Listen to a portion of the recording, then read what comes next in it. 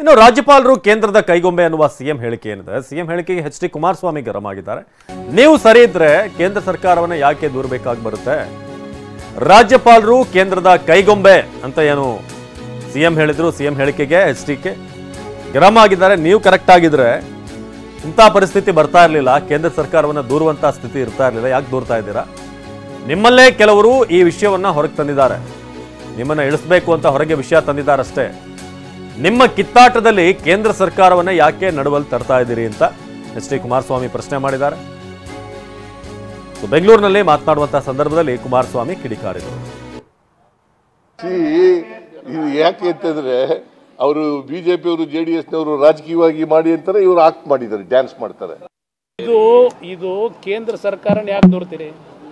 ನೀವು ಸರಿಯಾಗಿದ್ರೆ ಕೇಂದ್ರ ಸರ್ಕಾರ ಯಾಕೆ ದೂರ್ತೀರಿ?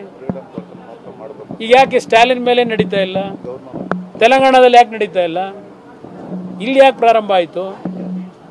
ನಾನು ಅವತ್ತೇ ಹೇಳಿದ್ದೇನೆ, ನಿಮ್ಮಲ್ಲೇ ಕೆಲವರು ಈ ವಿಷಯಗಳನ್ನು ಹೊರಗೆ ತಂದ್ಕೊಂಡು ಕೂತವ್ರೆ ಇಳಿಸಬೇಕು ಅಂತ ಹೇಳಿ. ನಿಮ್ಮ ಕಿತ್ತಾಟದಲ್ಲಿ ಕೇಂದ್ರ ಸರ್ಕಾರ ಯಾಕೆ ತರ್ತಾರೆ ಮಧ್ಯಕ್ಕೆ? ನನಗೇನು ಬೇರೆ ಕೆಲಸ ಇಲ್ವಾ? ಇದು ಕೇಂದ್ರ ಸರ್ಕಾರನ ಯಾಕೆ ದೂರ್ತೀರಿ? ನೀವು ಸರಿಯಾಗಿದ್ರೆ ಕೇಂದ್ರ ಸರ್ಕಾರ ಯಾಕೆ ದೂರ್ತೀರಿ? ಈಗ ಯಾಕೆ ಸ್ಟಾಲಿನ್ ಮೇಲೆ ನಡೀತಾ ಇಲ್ಲ, ತೆಲಂಗಾಣದಲ್ಲಿ? ಇನ್ನು ಕುಮಾರಸ್ವಾಮಿ ವಿರುದ್ಧದ ಪ್ರಾಸಿಕ್ಯೂಷನ್ಗೆ ರಾಜ್ಯಪಾಲರು ಯಾಕೆ ಅನುಮತಿ ಕೊಟ್ಟಿಲ್ಲ ಅಂತ ಪ್ರಶ್ನೆ ಮಾಡಿದ್ರು. ಇದಕ್ಕೆ ತಿರುಗೇಟು ಕೊಟ್ಟಿರುವಂತಹ ಕುಮಾರಸ್ವಾಮಿ, ನನ್ನ ಬಗ್ಗೆ ಬೊಬ್ಬೆ ಹಾಕುತ್ತಿದ್ದೀರಿ, ನಾನು ಧೈರ್ಯವಾಗಿ ಎದುರಿಸಲು ಸಿದ್ಧ ಅಂತ ಹೇಳಿದ್ದಾರೆ. ಪ್ರಾಸಿಕ್ಯೂಟ್ ಮಾಡಬೇಕು ಕುಮಾರಸ್ವಾಮಿ ಅವರನ್ನ, ಈಗಿನ ಕೇಂದ್ರದ ಮಂತ್ರಿ ಅವರನ್ನ ಪ್ರಾಸಿಕ್ಯೂಟ್ ಮಾಡಬೇಕು ಅಂತೇಳಿ ಲೋಕಾಯುಕ್ತ ಪಿಟಿಷನ್ ಇದೆ. ಇಲ್ಲಿ ಯಾರೋ ಇಂಡಿವಿಜುವಲ್ ಕೊಟ್ಟಿರ್ತಕ್ಕಂಥ ಪಿಟಿಷನ್, ಲೋಕಾಯುಕ್ತದವ್ರನ್ನೇ ಪಿಟಿಷನ್ ಇದೆ. ಇವತ್ತಿನವರಿಗೆ ಸ್ಯಾಂಕ್ಷನ್ ಕೊಟ್ಟಿಲ್ಲ. ನಾವು ಗವರ್ನರ್ ಮುಂದೆ ಒಂದು ಪ್ರಾಸಿಕ್ಯೂಷನ್ಗೆ ಸ್ಯಾಂಕ್ಷನ್ಗೆ ಕಳಿಸಿದ್ದೀವಿ ಅಂತ. ಯಾರು ಕಳಿಸಿದ್ದದು? ಪ್ರಾಸಿಕ್ಯೂಷನ್ ಅವಶ್ಯಕತೆ ಇದೆಯಾ? 150 ಕೋಟಿ ಹಣ ಸಂಗ್ರಹ ಮಾಡಿದ್ದೇನೆ ಗಣಿಗಾರಿಕೆ ಮಾಲೀಕರ ಹತ್ರ ಅಂತ ಹೇಳಿ ನನ್ನ ಮೇಲೊಂದು ಆಪಾದನೆ ಬಂತು. ಅದನ್ನು ಹೈದರಾಬಾದ್ಗೆ ಹೋಗಿ ಪಾಪ ಈಗ ನಮ್ಮ ಇದಾರಲ್ಲ ಸಿಡಿ ಲೀಡ್ರು